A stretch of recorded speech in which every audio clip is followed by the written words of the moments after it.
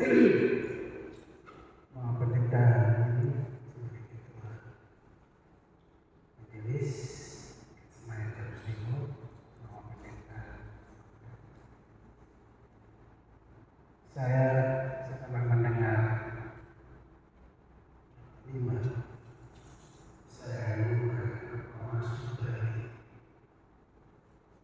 Dan mulanya saya bicara dengan istri, masih gampang bermaksud, percaya dan percaya juga. Kedua sedikit berdebat soal kebaktian hari ini. Dan pada akhirnya dari mana saya sendiri malah ditawarkan saya pakai baju ini. Saya rencana pakai baju ala dan saya tetap dia keluarga bahkan tapi mama pilih baju dan saya terima. Kita doa pada pernikahan itu tanggal 7 Desember tahun 2076. Sebelumnya kita bicara juga sama dengan muda yang lain beda. Kita dulu tidak bisa ketemu. Saya masih aktif di gereja, menyanyi bersama, dan cinta tumbuh di gereja. Saya bersurat ke Bansi 4 kali ditolak, tapi saya tidak putus asa. Dan kali kelima saya tidur sedikit, dan ternyata tidur itu berhasil. Karena jalani awal mulai dengan penderitaan. Bapak Mama Kosta tidak setuju dengan saya. Bapak Mama Deta juga tidak setuju dengan Bansi. Tapi kita juga sudah punya komitmen. Apapun terjadi, saya bilang saya dapat jawaban untuk setuju bicara saja susah. Apalagi sudah setuju saya dengan saya jaga. Kita bicara kira-kira 1 bulan saya tanya, kenapa Nona suka sepeda? Sedangkan kita ini Bapak kami, Nona Bapak sudah polisi. Pasti makan itu pindah di sana. Pokoknya makanan lagi. Tapi berbeda dari makanan itu ikan tebal masih juga. Masih aku itu dia sedang menyulam dengan pemilihan dia langsung pemilihan jatuh dan dia kata itu menangis. Kita juga merasa berharap. Dan ini sudah cinta. Kedua menikah dulu sama dengan PWH masih sekretaris PKI PWH kami yang sama-sama masih. Waktu itu memang kita dalam keadaan susah dan kedua yang apa adanya kita jalan. Keluarga ada semua, tapi tidak damai, tidak berserah. Damai itu tidak berserah. Tapi kita dua niat yang paling. Saya bersihkan pada waktu 3 menit atau 4 menit.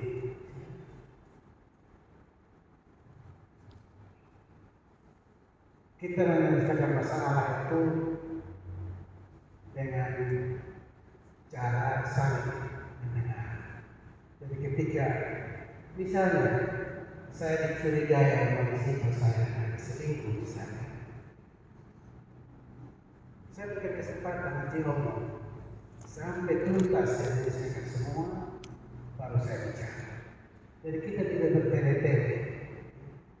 Marah, dia marah tapi bukan dia saya sebagai musuh dia.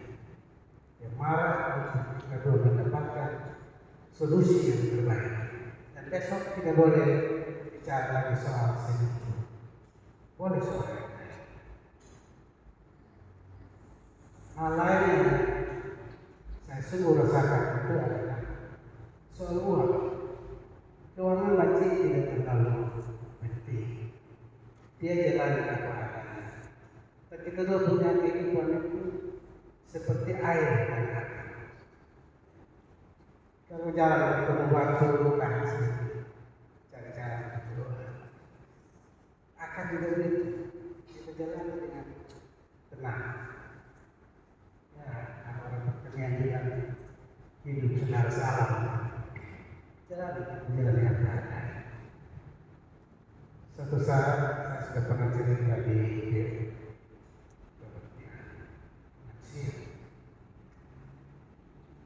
Tahu saya sudah lupa, tapi saya sudah aktif di gereja sebagai ketua pemuda dan sekretaris, dan saya sempat menyusul suatu kuratorium. Aku datang bukan untuk dilayani, dan kita bermain di sini sudah itu di kantor PRD dan ini para guru boleh kan main di sana. Mudah akan semangat. Karena sibuk itu masuk bulan Desember tanggal 23 itu saya tidak sadar bahwa Ramadan sudah dekat. Dan benar-benar kami tidak tahu. Biasanya kita di keluarga itu tanggal 23 mengisi kubur, tanggal berapa itu istilah tutup meja. Tutup meja di pada kurang sudah wajib. Ada makanan yang lain, tapi ternyata tidak ada sama sekali. Dan saya kembali ke gereja, baru saya bicara dengan Cik, ini simpan 23. Terus sudah apa-apa. Cik bilang, ada beras, puluh dan 1 kilo ini ada. Saya terima begini, kalau itu masalah jaga saya di mana di dalam sini supaya lupa. Tapi dia bilang, kita kalau rumah itu lebih susah lagi. Kita orang mau bahasa, atau biasa-biasa saja. Nah, lagu yang saya latih anak-anak orang tua itu adalah lagu putih, tapi saya lupa itu kata-kata.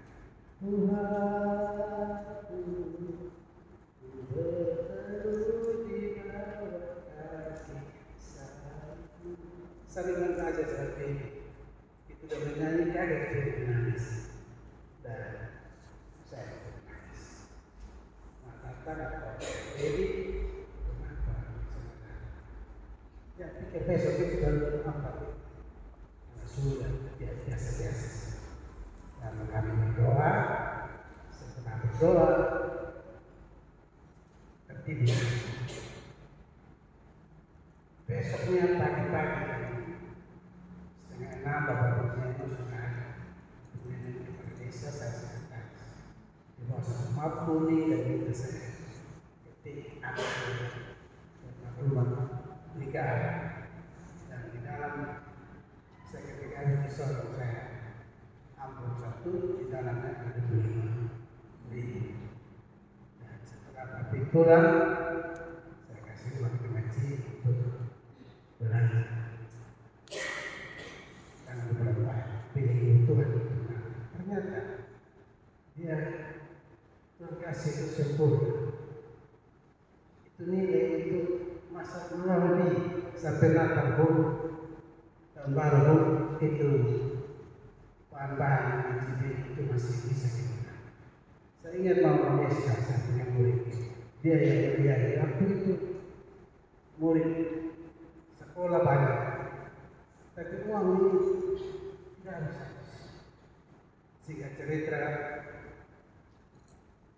saya terima kasih karena Tuhan berikan kepada saya istri yang baik. Dan karena itu sampai dengan saat ini saya tidak pernah lupa tidak tertutup. Tertekan, sering tertekan. Tapi semua selesai ke dalam kamar, anak-anak tidak ada yang tahu. Suatu saat semacam survei dari sekolah SD, ada orang tua datang dan tanya sama anak-anak, pernah dengar bapak dan mama bertengkar dengan kalian? Lalu mengaku tidak pernah bapak dan mama saya. Karena itu semua tinggal 1 bulan lebih kami punya usia rumah tangga 50 tahun. Kami juga jalan apa ada. Harap ya Tuhan berikan kami kesehatan, berikan kami kebijakan, dan saya sedikit pikir mulai emosi juga. Tapi saya berusaha untuk mengelola ya dengan baik. Karena juga pendengaran sudah kurang, saat pendengaran sudah kurang, jadi kadang-kadang juga ini tidak bisa sekali. Tapi sudah ada komitmen bahwa ini apapun juga untuk mendapat jalan keluar, bukan mendapat musuh, tidak ada. Itu yang dapat saya bagikan. Kira pengalaman ini kita semua miliki, cara masing-masing paling penting adalah bahwa Tuhan dalam hidup ini. Seperti contoh cerita saya sibuk dengan Tuhan, saya tidak tahu kenapa, tapi ternyata Tuhan juga sibuk menyiapkan orang untuk membawa kesehatan buat berpulih bisa berjalan lagi. Terima kasih atas kesempatannya, dan berharap hal seperti ini dibudayakan dimanapun dibudayakan, karena ini punya makna teologis bagi saya.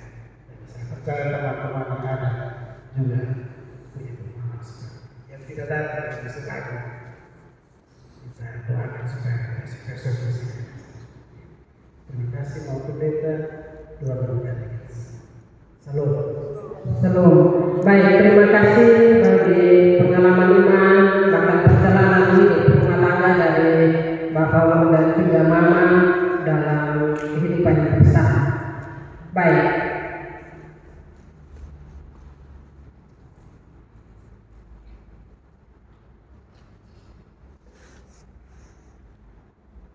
Bapak Mama, saudara-saudara yang saya kasihi dalam Tuhan, selalu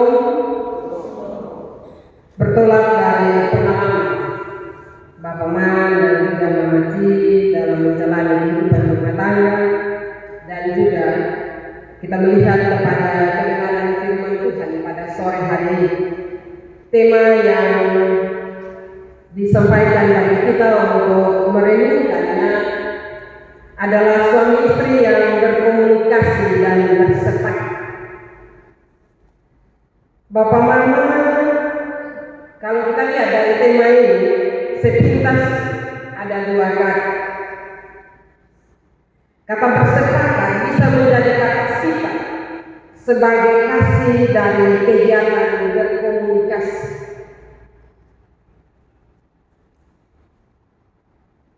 Nah, komunikasi yang baik Bapak Mama itu harus dilandasi pada yang pertama kejelasan informasi yang diberikan supaya jangan salah kata atau salah mengerti.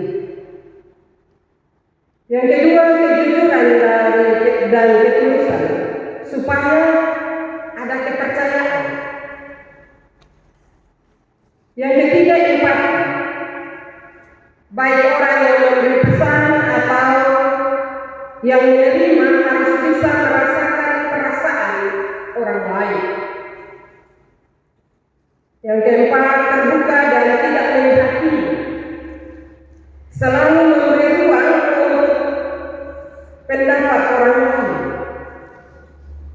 Yang kelima konsisten, tidak mudah berubah-ubah. Ini hari omong lain, besok omong lain. Bapak Mama, saudara-saudara yang saya kasihi dalam Tuhan, dan yang keenam, saling menghargai, tidak memotong bicara orang lain. Apalagi dengan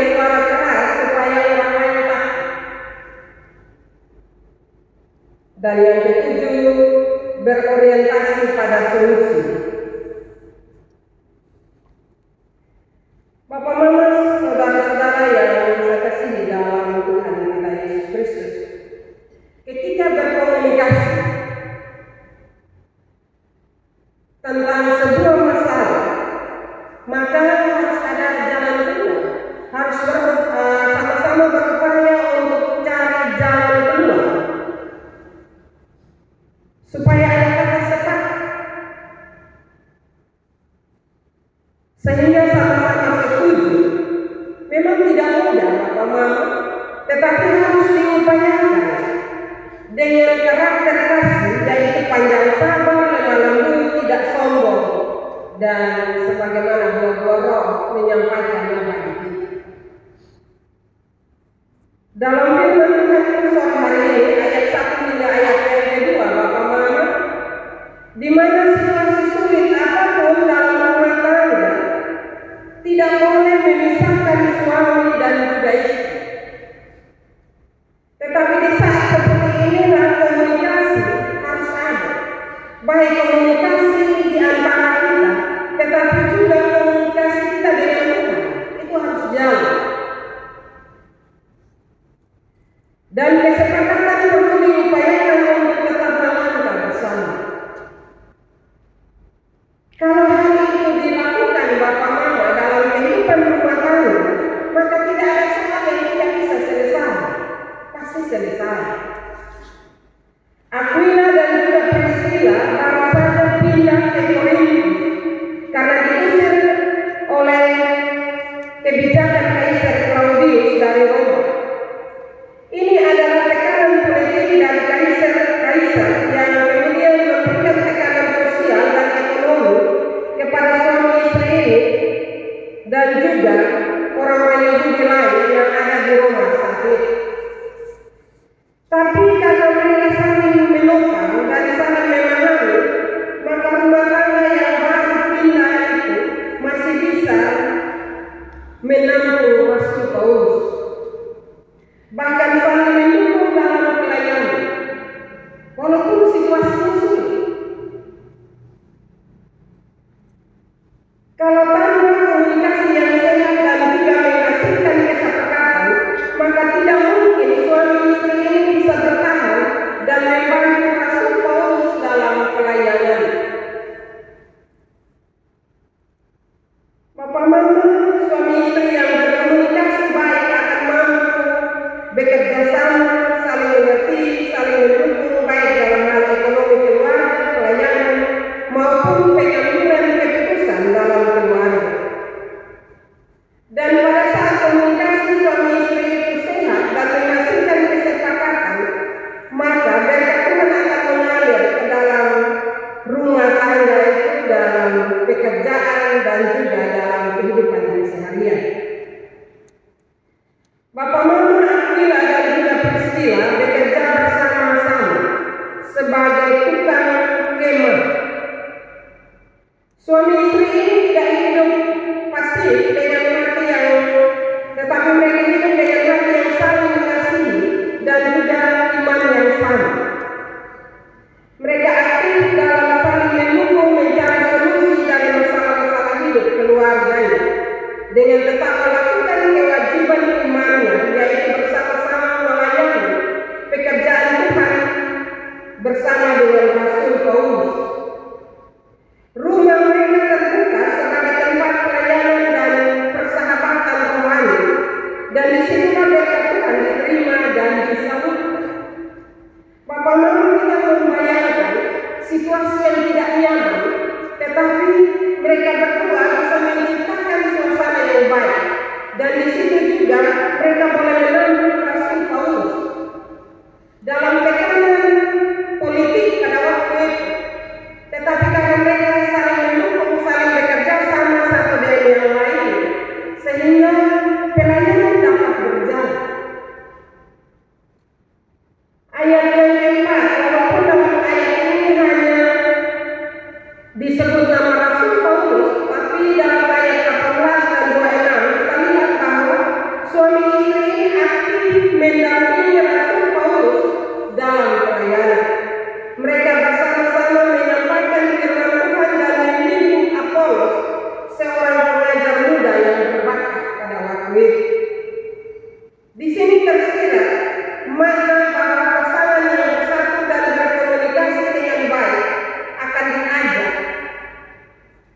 Tuhan untuk masuk dalam pelayanan bersama. Rumah tangga yang harmonis menjadi alat Tuhan untuk pelayanan kepada Tuhan dan juga sesama. Papa, Mama, saudara-saudara yang saya kasih di dalam Tuhan, ada 7 ciri komunikasi yang baik yang saya sampaikan tadi. Menurut hemat saya adalah model komunikasi Kristen, karena landasan utama dari setiap ciri itu adalah kasih. Dan keluarga Kristen didirikan di atas kasih, dikuatkan oleh kasih dan dimuliakan karena kasih. Individu Kristen sangat tahu dan mampu melakukan karakter kasih itu. Pertama Korintus pasal 13. Karena itu, Bapak, Mama, saudara-saudara yang saya kasih di dalam Tuhan kita Yesus Kristus, marilah kita jalani rumah tangga kita berlandaskan kasih, dan juga kita memperhatikan komunikasi kita secara baik antara suami istri, sehingga ada berbagai persoalan yang ada dalam keluarga kita dapat kita selesaikan dengan baik, agar masalah yang kecil tidak menimbulkan masalah yang besar, atau masalah yang kecil kita biarkan berlarut menjadi besar. Tetapi masalah seberat apapun, kalau dikomunikasikan dan dicari jalan keluar bersama, maka Roh Allah akan membantu kita. Mari kita mulai dengan mau berkomunikasi yang baik dengan pasangan kita, baik dengan suami dan juga dengan istri. Semua persoalan yang tidak terselesaikan dalam kehidupan keluarga itu karena komunikasi. Kita tidak membahasakan dengan baik. Kadang kita memilih salah satu pihak, suami atau istri, berdiam diri, tidak mau bicara, tidak mau mengungkapkan rasa hati, dan juga tidak ada kata sepakat atau keinginan untuk kita duduk bersama. Coba kita lihat kembali dalam kehidupan rumah tangga atau keluarga kita. Kalau ada masalah, sebuah marah, sebuah omong lain. Padahal seharusnya kalau ada masalah, kita mesti duduk coba omong baik-baik. Kenapa? Karena kita bertemu karena kasih. Tadi Bapak Man sudah bercerita kepada kita tentang kisah kehidupan rumah tangga ini. Memang awalnya dulu, tetapi Bapak dan Mama menjalaninya dengan penuh kesabaran dan sambil mencari jalan keluar, tetapi juga terutama memohon kepada Tuhan, berdoa kepada Tuhan supaya Tuhan campur tangan dan persoalan selesai. Kita harus jujur bahwa dalam menjalani kehidupan rumah tangga ini tidak ada yang bilang tidak ada masalah. Pasti ada soal. Mungkin salah paham, atau juga ego kita membuat pertengkaran.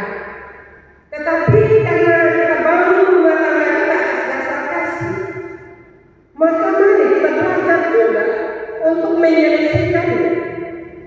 Tetapi dalam kondisi yang demikian, bagaimana saya mau mengatakan kepada kita bahwa yang namanya bertengkar itu pasti ego ada masing-masing. Tetapi harus kita punya kesadaran untuk berdoa, minta jalan keluar, dan juga kita mesti saling dengar-dengar. Kalau suami istri saling dengar-dengar, saya percaya masalah selesai. Kalau satu omong, satu dengar, saya percaya bahwa kasih itu akan terus melandasi kehidupan keluarga kita. Kenapa Bapak? Karena Kristus yang telah lebih dahulu mengasihi kita, sehingga kasih di antara kita sebagai suami istri itu juga harus tetap hidup dan juga harus dipertahankan. Kita belajar dari keluarga Aquila dan juga Priscilla. Dalam situasi yang sulit mereka tidak bisa, justru mereka terus berdoa, dan dalam situasi yang sulit itu mereka bisa melayani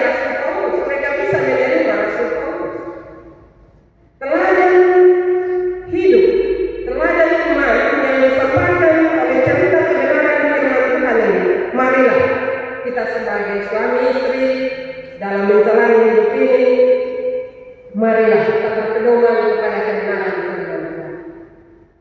Saya tidak bilang tidak ada soal, pasti ada soal. Tetapi ketika ada soal itu, marilah kita punya kerendahan. Suami istri tidak saja saling mengasihi, tetapi juga harus melayani. Melayani Tuhan tidak saja terbatas sebagai majelis jemaat, tetapi saling memberi hal-hal yang baik bagi orang-orang yang ada di sekitar kita. Mungkin ketika tetangga kita, keluarga kita punya persoalan, maka tanggung jawab kita hadir membawa terang misalnya. Kita hadir membawa kesejukan bagi orang-orang yang punya soal sehingga persoalan mereka selesai. Itu adalah sebuah pemberitaan firman Tuhan. Karena itu marilah Bapak Mama, mari dalam komunikasi kita, dalam mengambil setiap keputusan, landaskan itu kepada kebenaran firman dan landaskan itu pada kasih. Maka keluarga, rumah tangga yang diberkati oleh Tuhan itu akan terus bertahan walaupun ada banyak, walaupun ada masalah, tetapi akan tetap bertahan. Jadikan rumah tangga sebagai tempat pelayanan, sebagai gereja kecil, sebagai persekutuan yang kecil, yaitu mari kita selalu berdoa bersama, memuji Tuhan, saling mendukung, dan selalu membuka hati satu dan yang lain. Kalau rasa soleh enak, sebaiknya ngomong Bapak Mama. Kalau soleh ngomong berarti sakit, dan kalau sakit terlalu banyak berarti itu akan meledak dan pasti ada yang disakiti dan ada yang menyakiti. Karena itu marilah dengan belajar dari keluarga Aquila dan juga Priscilla, bahkan Rasul Paulus dalam pelayanannya, mari kita minta Tuhan menolong dan memberkati kehidupan rumah tangga kita, agar rumah tangga kita dapat kita pertahankan, karena rumah tangga kita telah diberkati oleh Tuhan. Walaupun ada berbagai masalah, tapi kita terus bertahan. Kita minta Tuhan menolong kita sehingga kita tidak jatuh dalam pencobaan. Saat ini mungkin saya memberi sedikit kesaksian bagi kita bahwa dalam dunia atau era digital saat ini kita selalu membaca, kita selalu menonton, bahkan dalam kehidupan jemaat kita lihat bahwa rumah tangga Kristen ini banyak yang digoda oleh iblis. Ada yang mau bercerai, ada yang bertengkar, satu pada kesemangat satu, dan seterusnya. Ketika kita melihat, menonton, dan melihat kenyataan-kenyataan yang ada di sekitar kita, seharusnya apa yang kita lakukan? Itu berarti harus ada komunikasi intens dengan Tuhan. Karena iblis saat ini berupaya untuk memporak-porandakan kehidupan rumah tangga Kristen. Yang awalnya mungkin kita lihat ini orang hidupnya baik sekali, bersaing. Tetapi dalam perjalanan kita mendengar bahwa rumah tangganya mulai retak. Karena itu Bapak Mama, supaya rumah tangga kita tetap utuh, berkomunikasilah dengan Tuhan dan saling berkomunikasi dengan baik dalam rumah tangga kita. Jangan jalani rumah tangga ini dengan diam dan tidak mau berkomunikasi. Kalau ada kesepakatan yang diambil, mari duduk bersama. Kalau awal pacaran sama-sama, saya berharap dalam menjalani rumah tangga juga bersama-sama. Marilah kita minta Tuhan menolong kita agar rumah tangga yang telah diberkati tidak diporak-porandakan oleh iblis, tetapi dia tetap teguh sampai Tuhan datang. Firman Tuhan memberkati kita pada sore hari ini. Amin.